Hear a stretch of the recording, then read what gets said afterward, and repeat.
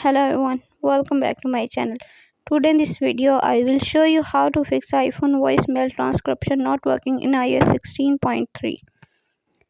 First of all, subscribe to my YouTube channel and press the bell icon to get new tech videos.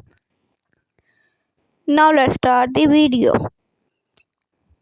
Solution 1. Turn off listen for Hey Siri. Open the setting app on your iPhone. On the setting page, scroll down, tap Siri and search. On the Siri page, turn off listen for Hey Siri. Solution number 2. Check for software update. Open the setting app on your iPhone. On the setting page, scroll down, tap Journal. On the Journal page, tap Software Update.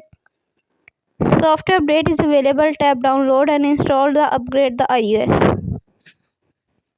Solution number 3. Remove VPN. Open the setting app on your iPhone.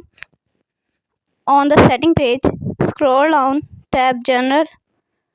On the Journal page, scroll down, tap VPN Device Management. Click on iOS. Tap Remove Profile. Again remove. Tap Restart your device.